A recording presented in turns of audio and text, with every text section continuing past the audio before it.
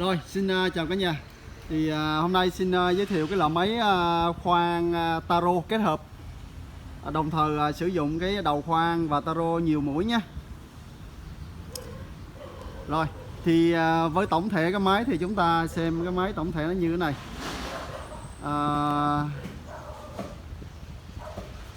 Bây giờ mình sẽ đi xem vào chi tiết nhé.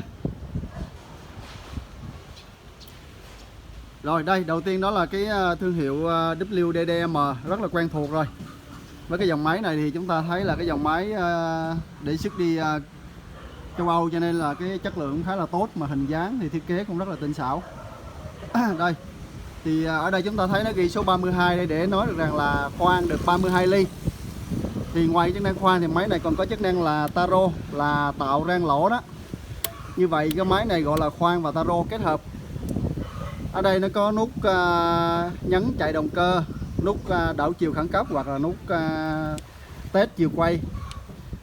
Đây là nút dừng động cơ và nút dừng khẩn cấp. Ở máy này thì nó có cái cử canh.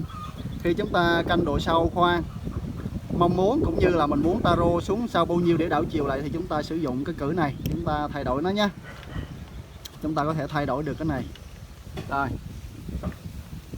Rồi phía bên dưới thì chúng ta sử dụng cái đầu nhiều mũi. Thì hiện nay cái đầu này đây là đang là 3 mũi nhé. Cái đầu thì với cái đường kính là 210.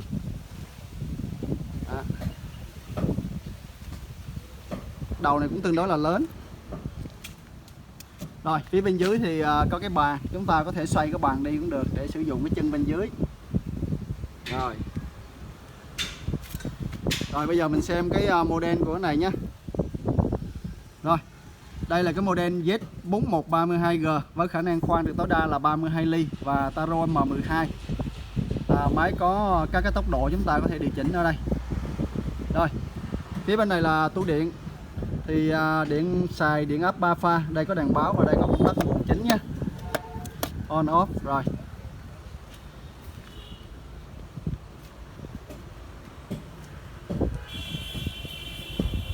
Máy sử dụng động cơ 3 pha nhé. Rồi, đối với cái dòng máy khoan và taro kết hợp thì cái dòng máy này cũng khá là phổ biến, vì nó khoan được tới 32 ly và taro được M20. Như vậy thì chỉ trên một chiếc máy thôi nhưng mà mình có thể xài được cả khoan và taro luôn, rất là tiện lợi. Máy thì có kèm theo các cái phụ kiện như là đầu cặp mũi khoan. Còn đầu cặp mũi taro thì chúng ta mua thêm nhé. Rồi chúng ta xem lại.